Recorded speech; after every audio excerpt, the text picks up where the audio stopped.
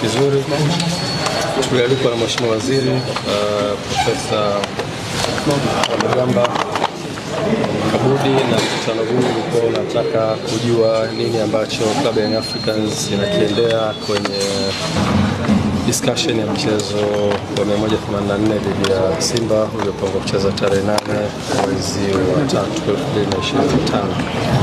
2025. Uongozi wa klabu ya Young Africans pamoja na ukiwa wameambatana na excom wake wote pamoja na mtendaji mkuu uliweza kukutana na Mheshimiwa Waziri, Mheshimiwa Naibu Waziri, Mheshimiwa Katibu Mkuu, Mheshimiwa Naibu Katibu Mkuu na mwenyekiti wa Baraza la Michezo la Taifa kwa ajili ya kujadili kitu ambacho kitokea.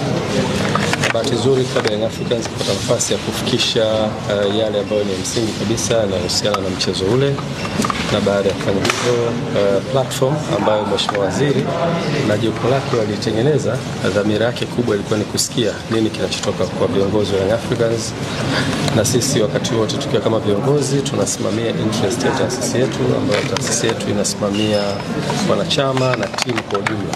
Kwa hiyo tulikuwa na kufikisha ujumbe wetu na uhusiana na position yetu kama taasisi, lakini pia Mheshimiwa Waziri na timu yake wakatusikiliza kwa kirefu, wakapata nafasi ya kuuliza maswali, kutaka kujua, na tuliweza kufikisha ujumbe wetu vizuri.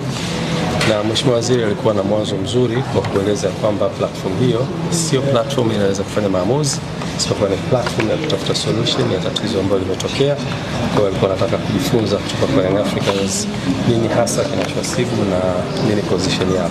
Kwa hiyo tumeweza kufikisha yote ambayo tunastahili kufikisha kama viongozi, ambayo yanabeba ujumbe wa kamati ya utendaji, lakini ujumbe wa wanachama wetu na mapenzi na mashabiki waliokuwa nchi nzima. Ujumbe huu umefika, Mheshimiwa Waziri na timu yake wamepokea, tumewaachia wafanye kazi na tumekubaliana tutakuwa na vikao vingine endelevu kwa ajili ya kutafuta solution ya jambo hili. Kwa nichukue fursa hii kuifikisha message hii kwenu kwa wanahabari ili muweze kujulisha umma wa Tanzania, lakini pia nichukue fursa hii kuambia wanachama na mashabiki wa klabu ya Young Africans, sisi tuko hapa kwa ajili ya kusimamia interests za taasisi yetu, na niwatoe hofu ya namna yoyote, wasiingiwe na hofu namna yoyote. Viongozi wao ni viongozi imara na wako hapa kwa ajili ya kusimamia interests za taasisi. Kwa hivyo wakae kwa kutulia, na solution itakapopatikana tutaweza kurudi kwa kujulisha. Nashukuru sana waandishi wa habari.